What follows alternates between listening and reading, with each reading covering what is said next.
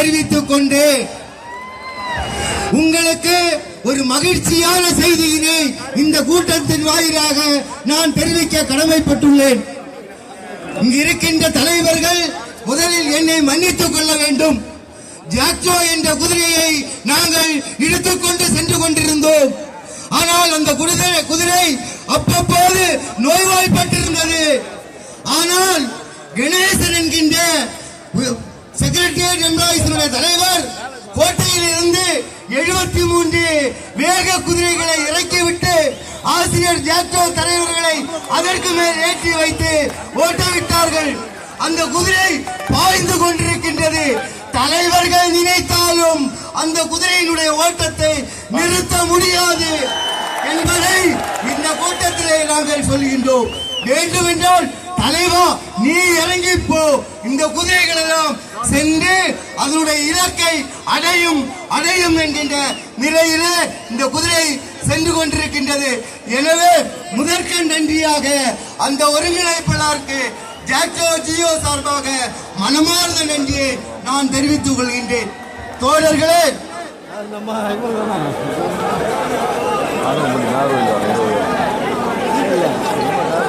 தோழர்களே, ஒரு துறையினுடைய ஊழியர்களுடைய ஊதியம் சம்பந்தமாக அந்த ஊதிய குழுவில் அதனுடைய செயலாளர் அவர்கள் பரிந்துரை செய்திருக்க வேண்டும். தமிழகத்தில் பல்லாயிரக்கணக்கான இடைநிலை ஆசிரியர்களுக்கு மாதம் ஒன்றுக்கு 10,000த்திற்கும் மேற்பட்ட ஊதிய குறைப்பு செய்த போது அன்றைக்கு இருந்த செயலாளர் அம்மையார் இன்று சிமெண்ட் மூட்டை எண்ணிக்கொண்டிருக்கின்ற அம்மையார் அவர்கள் ஒரு நாள் கூட எடுக்கவில்லை. என்னிடம் ஒரு தடவை பேசும்போது கூறினார், ஆசிரியர் பெருமக்களுக்கு நான் பல்வேறு உதவிகளை செய்திருக்கின்றேன், அம்மையாரிடம் 12,000 கோடி ரூபாய் பெற்றுக் கொடுத்திருக்கின்றேன் என்று. நான் கேட்டேன், அந்த ஆசிரியர் பெருமக்கள் உங்கள் மீது எவ்வளவு கடுமையான கோபத்தில் இருக்கின்றது என்று உங்களுக்கு தெரியுமா என்று கேட்டேன்.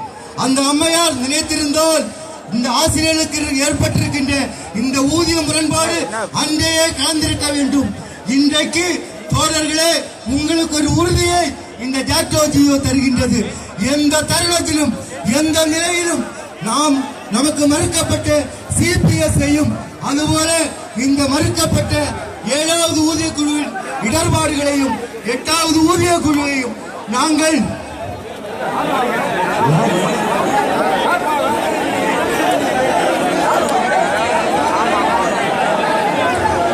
தோழர்களே, நாம் ஆசிரியர்கள் அரசு ஊழியர்கள் மிகவும் கட்டுப்பாடாக நாம் செயல்பட வேண்டியவர்கள்.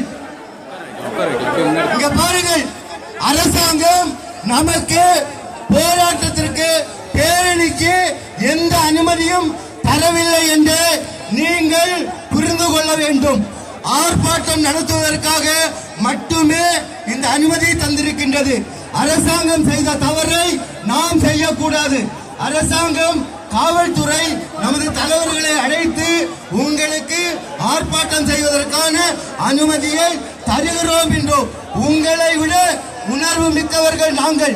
தலைவர்கள் சொல்வதை தொண்டர்கள் தோழர்கள் அமைதியாக கேட்க வேண்டும் என்று உங்களுக்கு நாங்கள் சொல்லிக் கொடுக்கின்றோம். உங்களை நம்பித்தான் இந்த போராட்டத்தை நடத்தி கொண்டிருக்கின்றோம். நீங்கள் தேவையில்லாமல் நீங்கள் பிரச்சனைகளை உருவாக்கி இந்த நமது மாண்பினை கெடுக்க வேண்டாம். இந்த போராட்டம் என்பது அரசுக்கு எச்சரிக்கை விடுகின்ற போராட்டம் மட்டுமே. அன்பிற்கினிய தலைவர்களை கொஞ்சம் கவனிங்க. அதாவது பேரணி என்பது நமது இலக்கா இருந்தாலும் கூட அனுமதிக்கப்பட்டிருக்கிற கொஞ்சம் இதுக்கு பழி தீர்க்கணும்னு சொன்னா 22ஆம் தேதி தான் பழி தீர்க்கணுமே ஒழிய இன்றைக்கு நீங்க அந்த முடிவை எடுக்க வேண்டாம் என்று தயவு செய்து கேட்டுக்கொள்கிறோம்.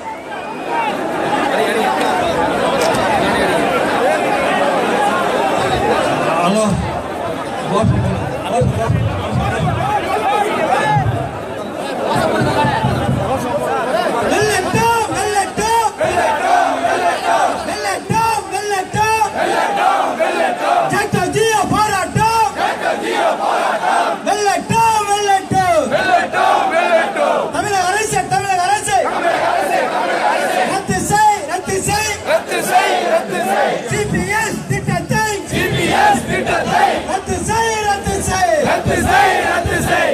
செய்ய மறுப்பாயானால் போராட்டங்கள் தொடர்கதையாகும். எச்சரிக்கை செய்கிறோம். எச்சரமாய் நாங்கள் எல்லாம் ஒன்றுபட்டு நிற்கின்றோம். ஓர் அணியில் நிற்கின்றோம். ஒன்றுபட்ட எங்களுக்கு காலை இல்லை மதமில்லை. கொள்கை உண்டு கோஷம் உண்டு. கோரிக்கைகள் பல உண்டு. தமிழக அரசு தூண்டாதே போராட்டத்தை தூண்டாதே. அழைத்து பேசு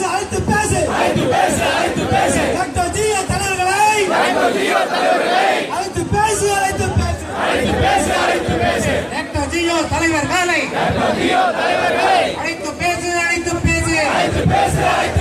அழைத்து பேச மறுப்பாயானால் போராட்டங்கள் தீவிரமாகும். அடக்குமுறைகள் தூள் ஆடவங்கள் தூள்.